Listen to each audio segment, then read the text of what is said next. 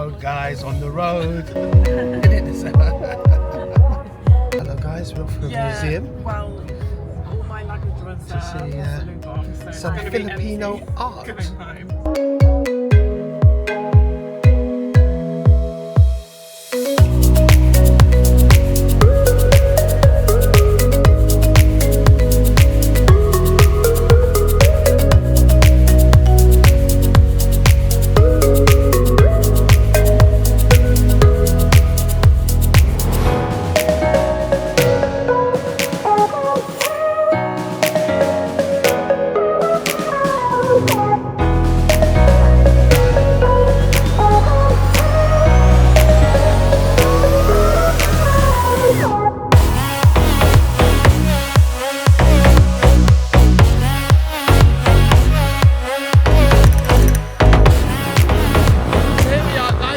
Philippine Museum of Philippine Arts and Culture. Here's the driver. Oh, let's get in there before they leave me. Hello, Gov. How you doing?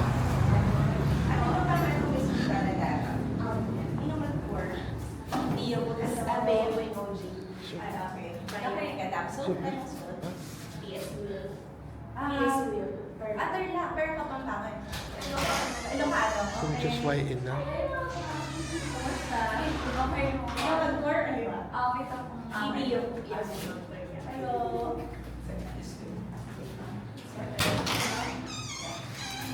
Well, we can have a look, guys, and see what it's like. See that one there, like a Yeah, okay. That's like what Stephanie would draw, isn't it? Salama. Yeah, she's an artist. Hello, Zab. Yeah, this is Zab. One of my friends. This is my cousins. So Zab is my friend. He's teaching at the Ateneo. Yeah, it's also So I told him he hasn't been here as well. So before we start, I would like to remind the rules here in our museum. So first and foremost is food and drinks are not allowed. So we can take pictures and videos here in the museum, but as long as there are no camera flashes. And most important thing is we cannot touch the artworks and we cannot go over the barriers. So I will introduce myself. So my name is Deo. I will be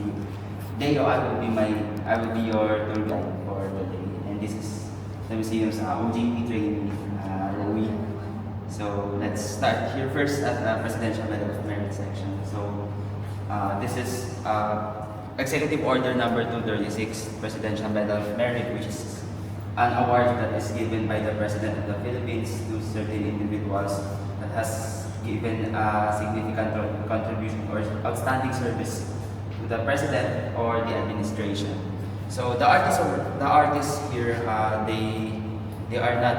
they are almost qualified to become artists included in the Order of National Artists, or the highest form of award here in the Philippines. But unfortunately, they are not qualified because of the reason that they have another citizenship in other countries. So dual citizenship, it's not qualified to be on the national artist here in the Philippines. So first artist we have here is Oscar de Zalameda. So Oscar de Zalameda, mostly his artworks, it depicts the traditional Filipino life, like catching fish or flower making, horse racing. So that's mostly the themes of Oscar de Zalameda's works. And so next artist we have here is Juvenal Sanzo. So here in our Presidential Medal of Merit, that is of artists here. So all of them are Filipinos that have another citizenship in another country, except here for Juvenal Sanzo, because he's not a Filipino, he is Spanish. So he is known as a Spanish by birth but Filipino at heart, because during his career or artistic career, he resided here in the Philippines. So most of his artworks depict nature scenes, which like mountains, oceans, trees, or forests. So he combined it with beautiful colors or bright colors mostly. This is San Urban in the background. Most likely, here's our next artist, Romeo Tapuena. So his artworks, the themes of his artworks is just similar with Oscar de Zalameda, except the only difference is Romeo Tapuena covers both Filipino and Mexican traditional life. It's because he's also a citizen of Mexico. So the signature of Romeo Tabuena's works is his style of using monochromatic colors in his paintings, or just one set of colors, which is in his case he mostly uses pastel colors in his works. And next artist here is Simulation and Assassin. So most of her artworks, she uses a space theme. She uses a space theme to create her artworks. So mostly galaxies, universes, and she also likes to use circles. So the reason for this is she believes that one circle represents the universe. So different circles is like she represents different universes or galaxies. So it's like a multiverse concept. Then the last artist we have here in the Presidential Medal of Merit section is Anita Magsaysay-Ho. So Anita Magsaysay-Ho is known as the artist, the Filipino artist that have sold the most expensive painting here in the Philippines, which amounted to around 80 million pesos.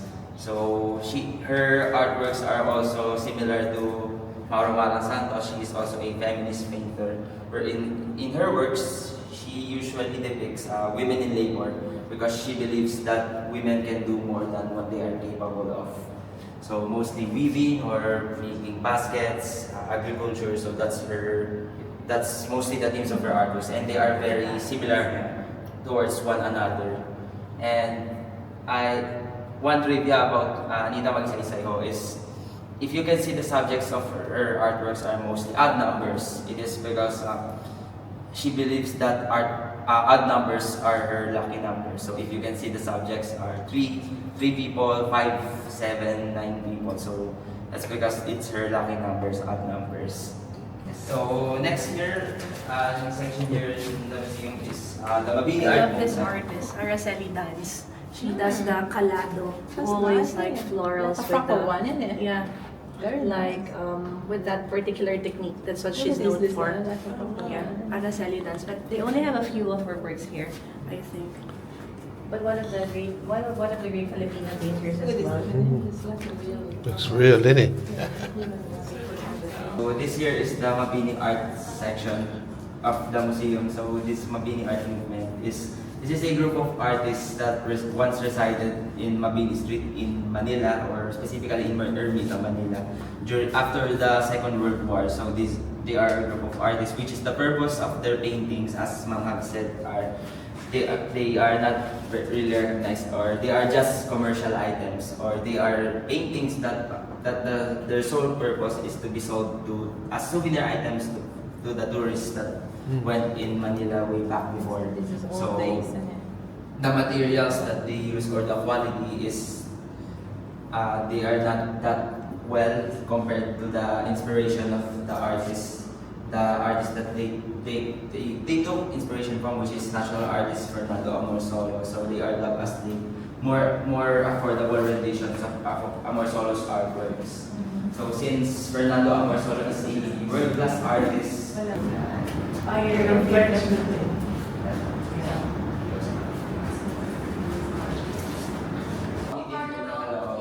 Which one do you like, Steph?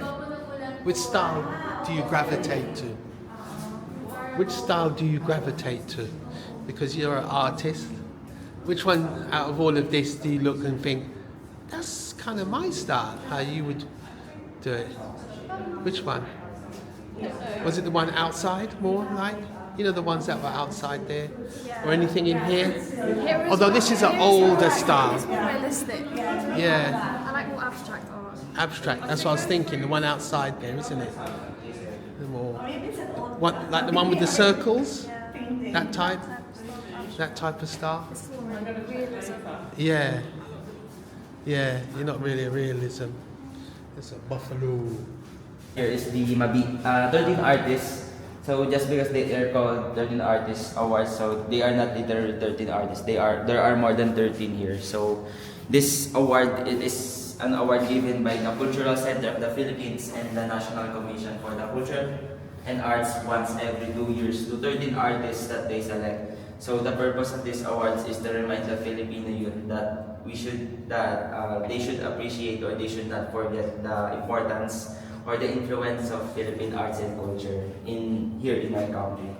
So the first artist that we have here is Norma Belleza.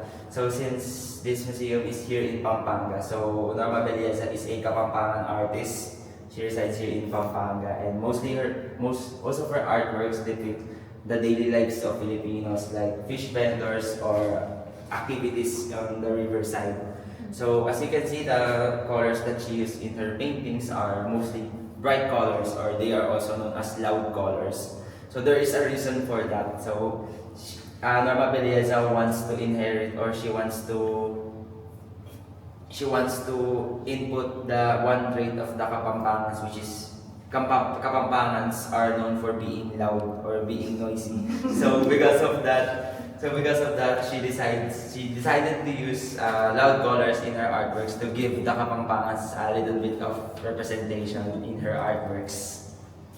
Then next artist that we have here is Macario Vitalis. So before becoming an artist, Macario Vitalis used to work as an elevator boy overseas.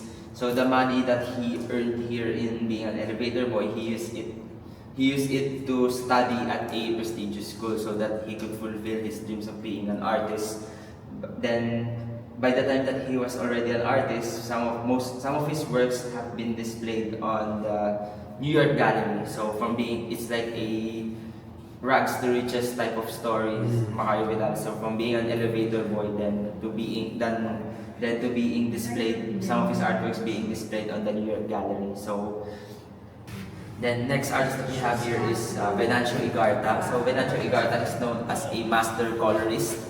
So he has a mastery of combining, mixing, or applying different types of paint or different types of colors in his painting. So he likes to use thick impastos in his paintings.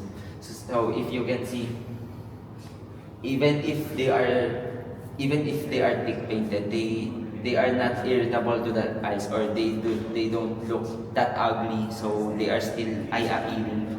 So because in other cases, if you apply color too much, it could ruin the artwork. So how did Venancio Igarta master it? How did it came that even if he uses thick colors, it still showed out, or it still turned out to be beautiful. So since I have said that Venancio Igarta is a master colorist, so because before being an artist, Venancio Igarta once worked at a coloring company. So in this coloring company, Venancio Igarta, this is the place where he mastered, or this has become the foundation for Venancio Igarta to master his art skills. This coloring company is the place where he tried to master his combination of colors. Then when he became an artist, he incorporated it in his artwork. So that's Venancio Igarta, a master colorist. Then next artist that we have here is Nune Lucio Alvarado. So Nune Lucio Alvarado is known for his depictions, or most of his artworks depict socio-political issues here in the Philippines, specifically in the lives of the farmers here in the Philippines. In this case, sugarcane farmers. So usually his paintings are more on the agricultural side, like the issues in the agricultural side. And trivia, this painting by Nune Lucio is done on the request of the museum's owner, Ma'am Andrea Domingo. So she knows Nune Lucio Alvarado. So she requested for Nune Lucio to paint this piece for her. Then next one we have here is Onip Olmedo, the one with the distorted head. So as you can see, distorted heads, and they are mostly playing musical instruments. So that's his forte. So despite having a disability, you are allowed to showcase your talents. So the next one here is Angelito Antonio. So if you remember Norma Belleza, our first entry there at the Philippine Artist, this is Norma Belleza's husband. So Angelito Antonio. So if Belleza is from Pampanga, so Angelito Antonio is from the neighboring province of Bulacan. So, ang Antonio is a Bulakenyo. So, the themes of his artworks is just similar with his wife, mostly the daily lives of the Filipinos. But what makes them different from each other is their art style. So, if Norma Belleza likes to paint or use loud colors in his paintings, Angelito Antonio, he likes to use diagonal lines in his artwork. So if you can see, it looks like their heads are slanted or they are curved. So that's because he likes to use diagonal lines in his artworks. And similar with Manuel Unidad from a while ago. So most of his artworks, they have that sort of lighting effect going on in their painting. So they have a luminescent feeling. So Angelito Antonio likes to use luminescent colors that makes them look or have a lighting effect. So that's the forte of Angelito Antonio. Oh. What's with it? Get it. It's nice stairs, isn't it? Didn't even get it.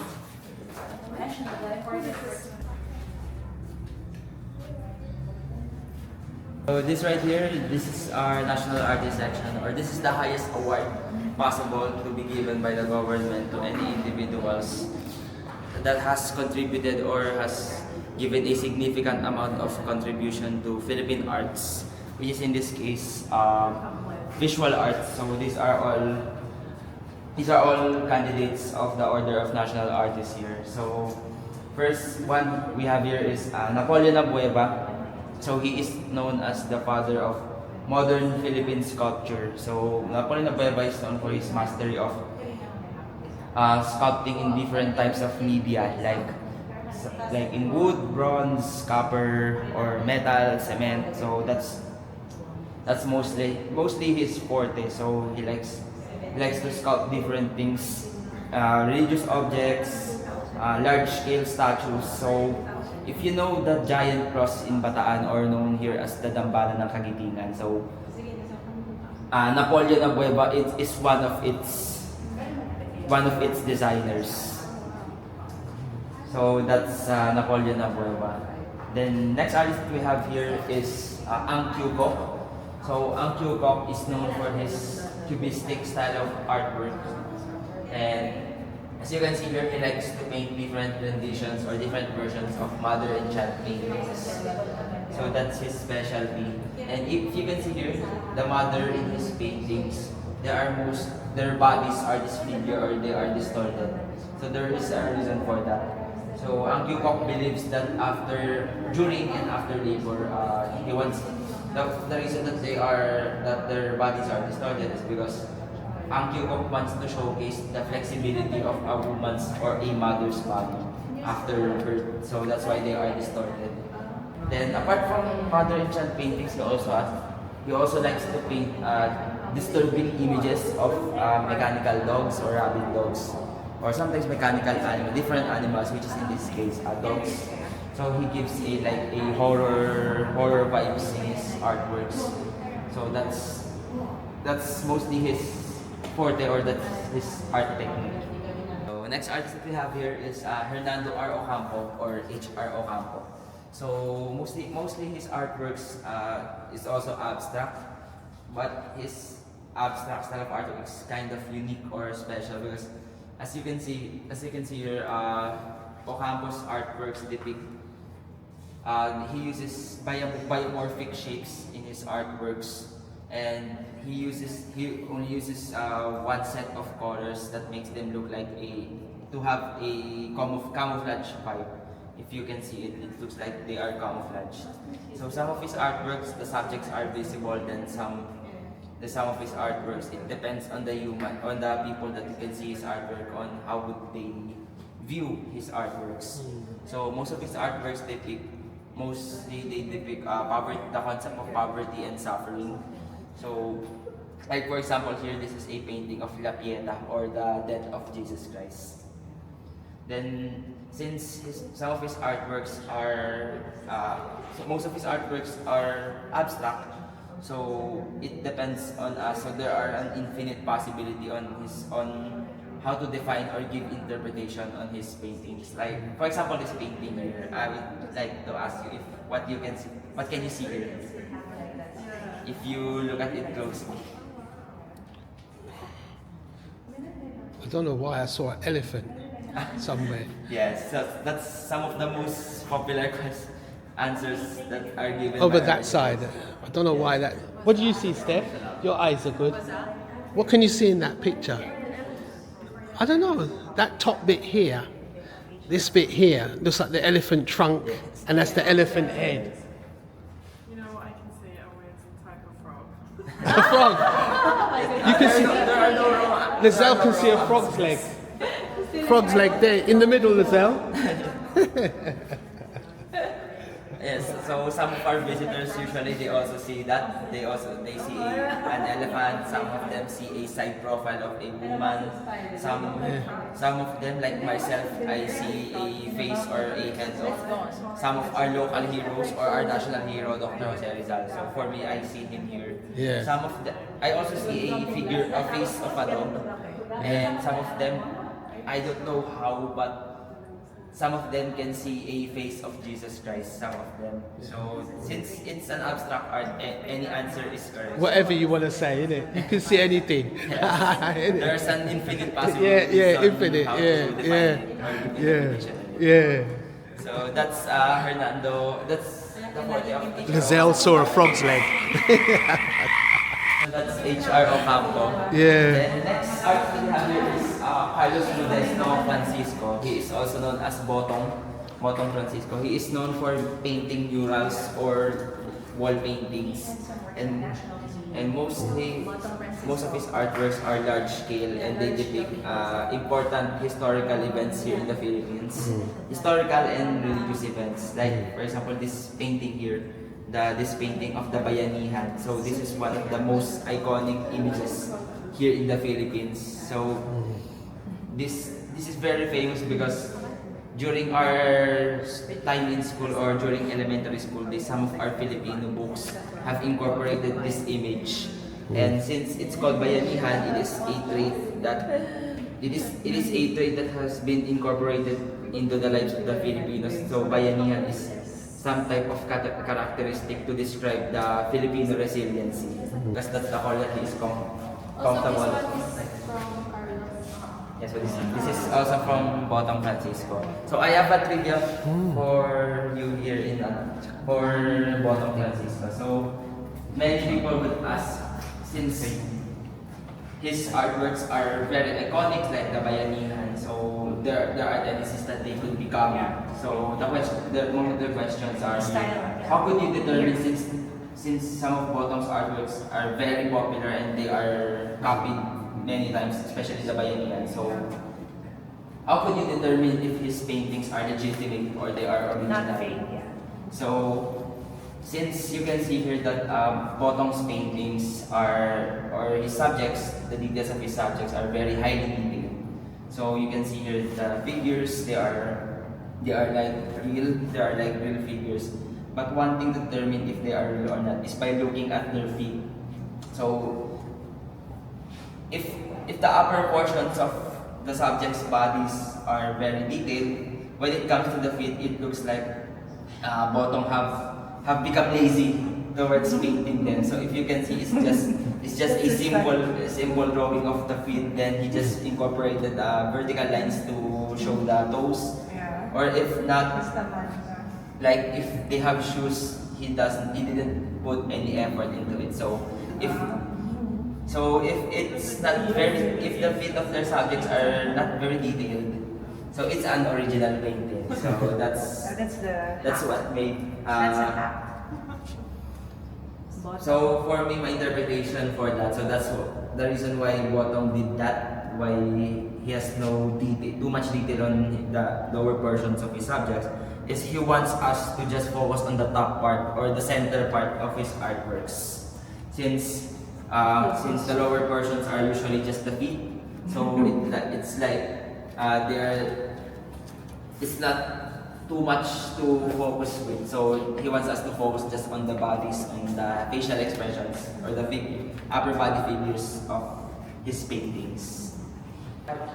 It has no label yet, but I will introduce him to you. So this sculpture is from national artist Guillermo Tolentino. He's known as the father of Philippine art. Father of Philippine arts, and he is known as one of the most famous or most iconic sculptors or artists here in the Philippines. So he is responsible for sculpting, if you know, the Bonifacio Monument in Caloocan. So that's from Guillermo Tolentino. And the logo of the University of the Philippines, the oblation, the one that it looks like his nailed on a cross, like he's raising his arm. So that's also from Guillermo Tolentino. So apart from those, so he also likes to sculpt a bust or upper body figures of past Philippine presidents and religious people or religious personalities. Like for example, this one. This is a head figure of an unknown saint. Then this here on both sides, these are sculptures of baby angels, which is in Italian they have a very obscure name. So they are known here in the Philippines. It is known as derogatory word. So they are known. I have also just learned from ABC that they are known as puta. So they are spelled as P-U-T-T-A. So in Italian or Latin, they are known as puta, but here they are known as baby angels. La puta, but yeah. I won't ask you what it means. Yeah. I'll ask Jem later. You can tell me later. So that's all for our Order of National Artists. So let us proceed here for the middle section of the museum. Or you want to roll? Oh, it's big. Yes. No, it's fine, thanks. They have the artifacts on the other. Wow. Here we go, guys. We're going downstairs now, guys. This is to look at some artifacts, not pictures this time, not paintings, I should say. This is more artifacts. So this is the middle section.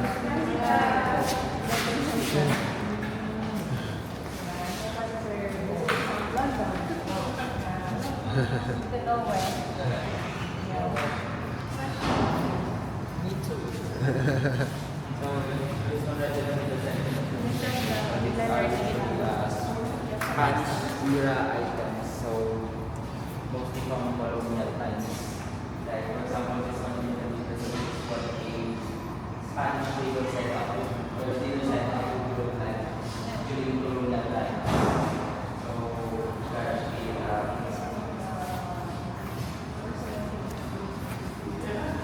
So what was this again? What was this? this is like a replica, or this is like what a Spanish era table setup would look like for dinners, or if they have occasions. The mestizos, what we call them during the past. So the mestizos, this is how they set up their tables. Their table. Their dinner, lunch, or if they are for function. So apart This from is from the Spanish era, guys.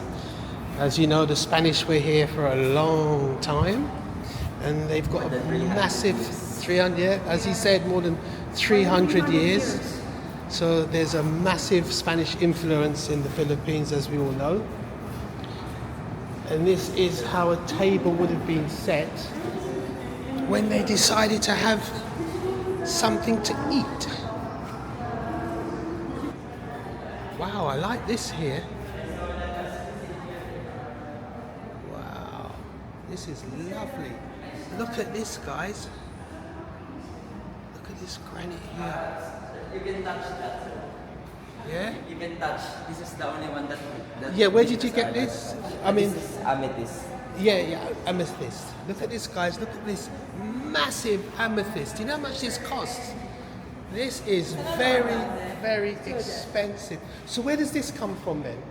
They are from They're- So they are Yeah. two items that are been split in the middle. So In the middle. other one is in the side. So you can touch it. Yeah. Because it could. Good luck. It said that it could bring joy or. Joy, bring me joy, bring me joy. I'll rub you all over, bring me joy. Hello, sir. Who are you again? You're the curator. One of the staff of Ah, right. owner of this museum. Oh, you're one of the owners. No, Oh, so- one of I'm the staff. Oh, the One- staff. yeah. Oh, the staff. Oh, okay. Where are you from? London, Oh, UK. I've been in London. Yeah, good. Yeah. Yes, yes. I stayed there for 7 years. 7 years. Yeah. Ah, and I- and you came back here and Yeah. and left the cold. Yeah. In fact, I stay in Maida Vale. Maida Vale, yes, I know Maida Vale. Yeah. Yeah. And also I stay in Earl's Court. Earl's Court. Oh yeah, yeah. Yeah. Many Filipinos in Yeah. Earl's Court. So why did you come back here then? What? Oh, I'm just only study here as a student. Oh, as a Yeah. student, that was In fact, Yeah. I also stay near the Portobello. Portobello. Yeah, Yeah, Portobello I like Road. There's so much antiques and Yeah, you know. Yeah, Portobello. all The market, Portobello yeah, Market. Yeah, Yeah, yeah. And I have so many places I Yeah. stay, like in Edgware Road. Edgware Road. Yeah, Yeah. yeah. Edgware Road. Notting Hill Gate. Notting Hill Gate. Yeah. Yeah. Oh, you were in the life. Yeah. Those were the lively. Back in the day, those It's days. like, after my work, I go to Piccadilly. Piccadilly, Covent Garden. Covent. Yeah, yeah. Yeah. Oh. Yeah. It's really, Yeah. I really love London. Yeah, yeah. I really love It's it. nice. It's nice. It's nice. Yeah. In the summer, it's really nice. Winter, but in the it's summer, me, because No. I really love cold it's yeah. countries. Well, I must admit, if you live in a hot country, you like the cold. If you live in a cold country, Yeah, you like the, you know, it's that's life. because that's what you're born with. You know, Yeah. you grow up and you want to change. Wow. You Yes. know, like me, I love the Philippines because it's hot. Yeah, yeah, yeah. My wife is here. Yeah, The- and there's 2 kids. They're my kids. Oh, that's your kid. Yeah, those are my 2 Oh, kids. that's nice. Yeah, yeah, yeah, yeah. That's it. But Been married anyway- 18 years now. 18. Oh. I always come to the Philippines. But you can, But- you can understand the guy. No, yeah. no, no, no. You No. should. I know, I know, I you know. should go I around know, to I know, speak but so no, that you no. will enjoy more I know. staying here. Yeah, you I know. Everyone says I should. I can't. Yes. But no, the problem is Filipinos speak such good English. It's very hard to learn Filipino. Tagalog, because your English is so good. So I just say, okay, just speak English. Yeah, yeah. Your English is good. So I just say, oh, we just speak English. Everybody in Manila, San Fernando, everywhere we go, Filipinos speak English. So I don't need to. It's only if I go Thailand, because we're going Thailand in the next 2 weeks. Yeah. Well, next week we're going to Thailand. Then I have to learn Thai. You should learn how to speak. So much you will more enjoy. Enjoy. Anyway, Yeah. doesn't I'll try. matter, you know. Yeah. The most you will enjoy it. Yes, That's yeah, it. that's it. So how long have you been working here then? I've been working here since Thailand. Yeah. In fact, I stayed in London for 7 years. After Yeah. that, I worked in Tokyo. Yeah? That's the, before pandemic, I think, Yeah, if I'm yeah. not mistaken, Yeah. I'm about 6 years here. Yeah, 6 yeah. years. Yeah, 6 years old. Yeah. Yeah, yeah. It's very big, very nice. Yeah. So much paintings. I've got it all on camera now. My wife said, Okay, po. "Oh, it's gonna be very, it's gonna be." I'm really blessed I met you. Glad I met you. And your name is sir? I'm Noe Abad Santos. Sorry? Noe. Noe. Abad Santos. No way. Yeah. Oh, that's a. I'm the nephew, I'm the grandchildren of Jose Abad Santos, the hero. Yes, yes. Yeah, Oh, I'm the. I'm glad to meet you, sir. Yeah. Glad to meet you. Yeah, me too. Yes, yes. It's always glad to meet someone who comes from a good lineage, Yeah. good line of history. Yeah. Okay, cool. Thank you. Enjoy. Thank you very much. Noah. Let me get.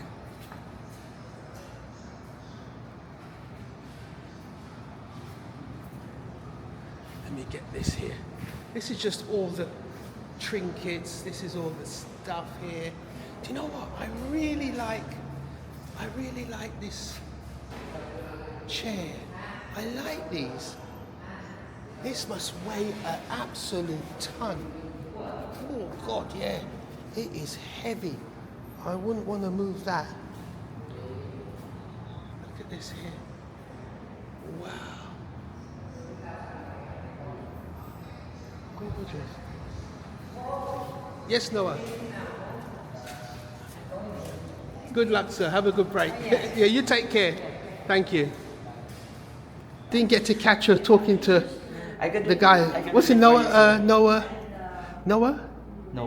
Tita Noe. Noe. Yeah, I was talking to Noe. He's telling me about his life in London. Wow, he's been all over. Oh, God, lucky. Oh, my day. Take the bag. 5 million, yeah. Eh. Nearly had, Not the Han Dynasty. Chin, nearly had me selling the house. I nearly had to sell the house and stay in the Philippines. So this one right here, these are pre-colonial artifacts. So this all here are they are legitimate gold.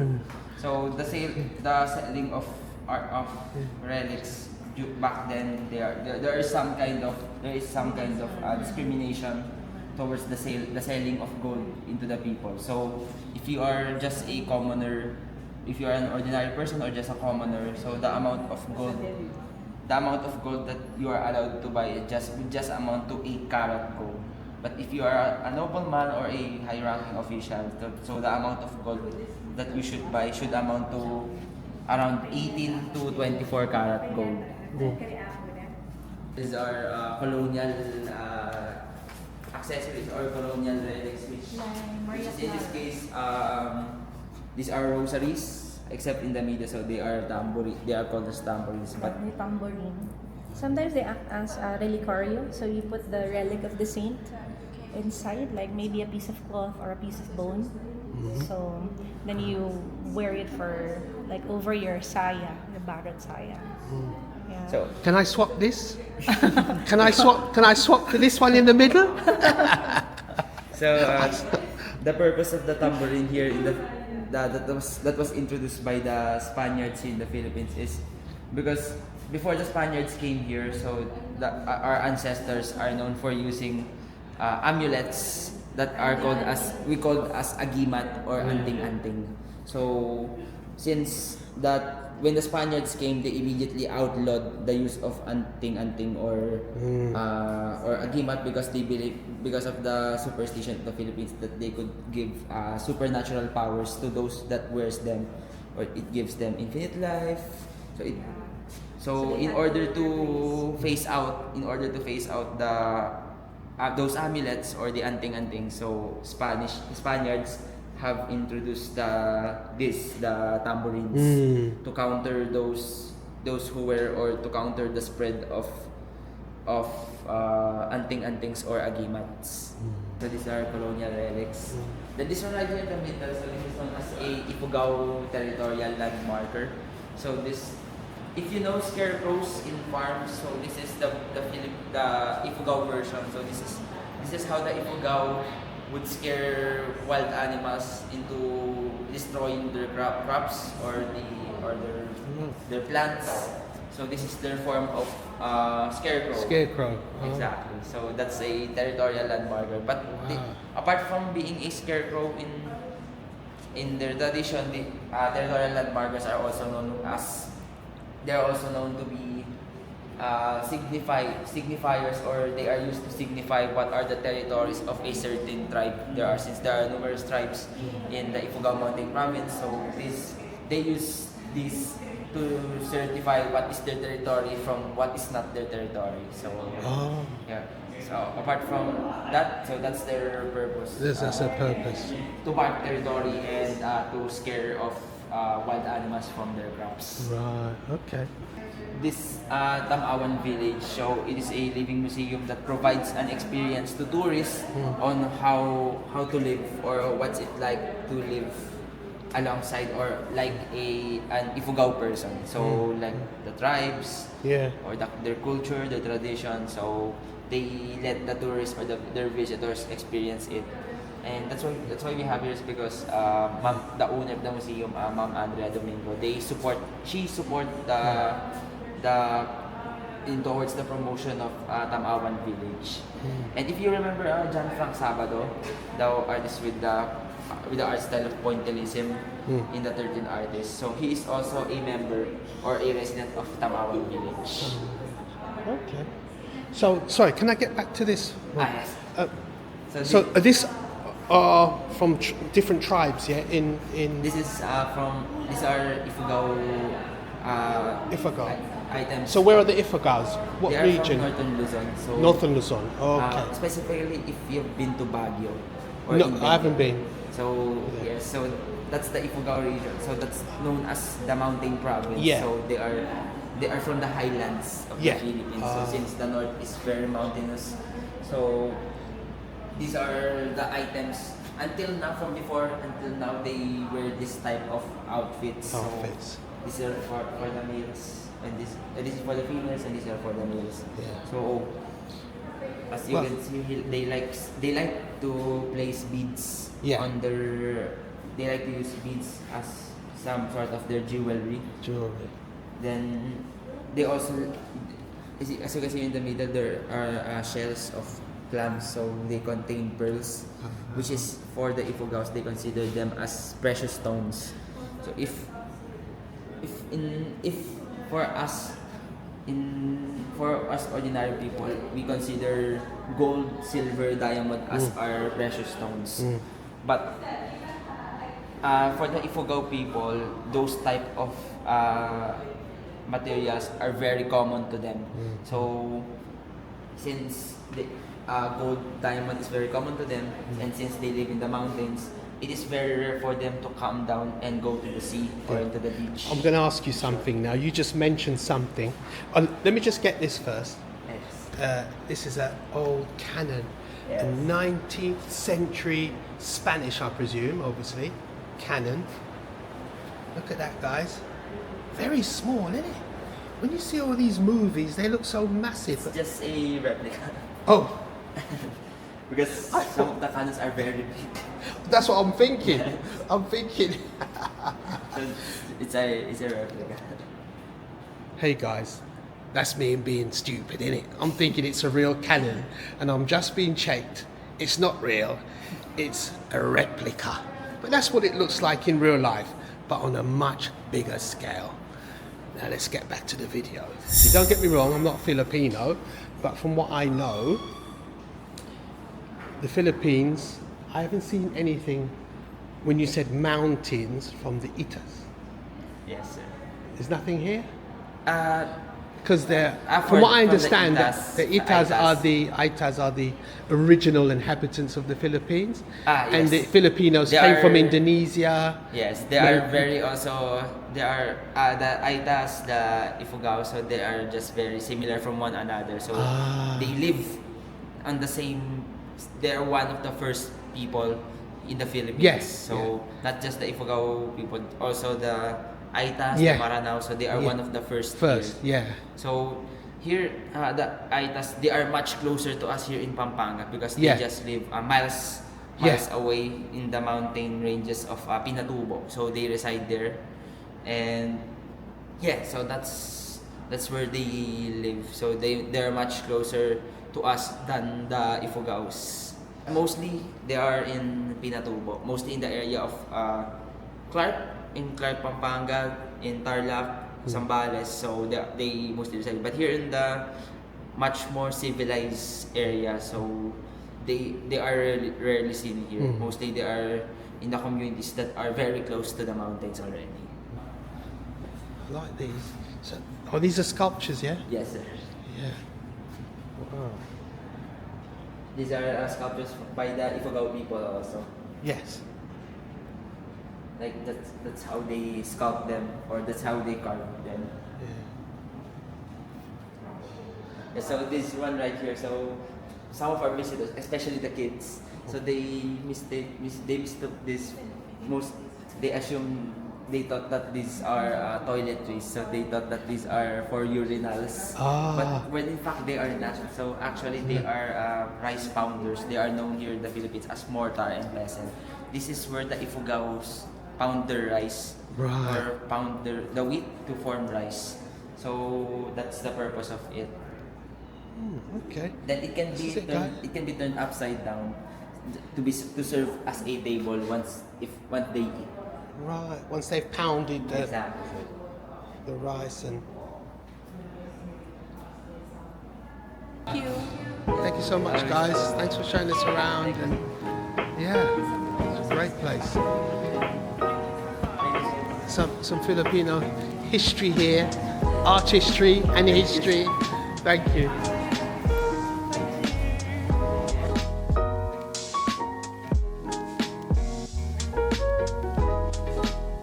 Well, that's it, guys.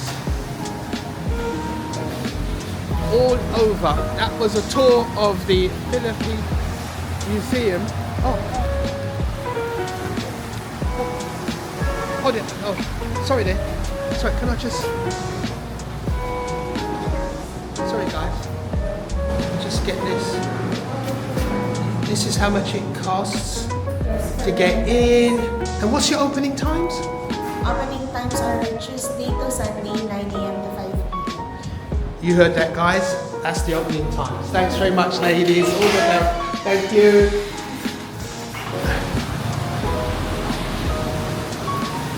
This is a restaurant, guys, and this is what it's called. It's one of the best restaurants in San Fernando. Wonderful place.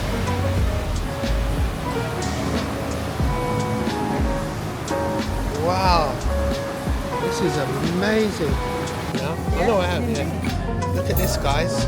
Wonderful.